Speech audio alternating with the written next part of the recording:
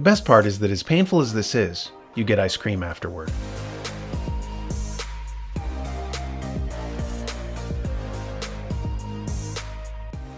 For most of human history, people were married to rivers in what we today call hydraulic societies. Waterways were providential for not just drinking water, but also for transportation, either in terms of boats for people, but also in terms of trade for goods. Most of the ancient civilizations were based on their access to rivers. The Nile in Egypt, the Tigris-Euphrates in Sumeria, the Yellow River in China, and so forth.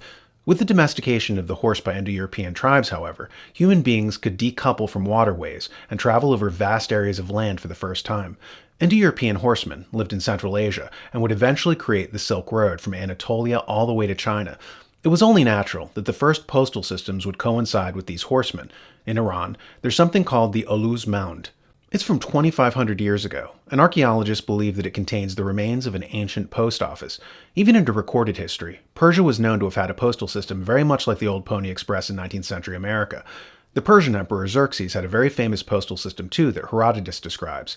He wrote, "There is nothing in the world that travels faster than these Persian couriers," adding, "Neither snow, nor rain, nor heat, nor gloom of night stays these couriers from the swift completion of their appointed rounds." You might recognize a permutation of that code as the slogan for the modern United States postal system. I was reading a biography on the Rothschilds, and in it, something strange jumped out. The biography went into the networking and connections of Meyer Amschel Rothschild in the 1700s, and how he made friends with the Turn und Taxis family. This family created Europe's first modern postal system. According to the book, they got rich by steaming open letters and surreptitiously reading the contents. This provided them with many stock tips and business disclosures. They would share information with Rothschild, and he too benefited from this snooping. It occurred to me in reading this passage that the modern equivalent would be the internet. Tech oligarchs, like the Turn und Taxis family, pretend they're ethical couriers of information, but in reality, they spy on customers, betray their trust, and make money doing so. The postal system was also like the modern internet insofar as it was the nervous system of a society. Information shot back and forth across its routes like electrical impulses over a country's nerves. Such a communication network is so important that when the Founding Fathers crafted the U.S. Constitution, they explicitly made provisions for a post office.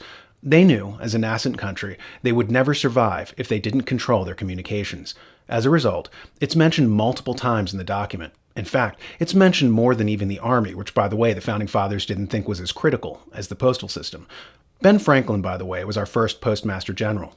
The founders created this position. They wanted the people to be in charge of such a communications network, so everyone knew who was in charge and who was accountable. Quick question. Who's in charge of the internet? Give me a name. Stumped? So am I. In the Wall Street Journal article, An Internet Giveaway to the UN, we read, "When the Obama administration announced its plans to give up U.S. protection of the internet, it promised the United Nations would never take control. But because of the administration's naivete, or arrogance, UN control is the likely result if the U.S. gives up internet stewardship as planned at midnight on September 30th.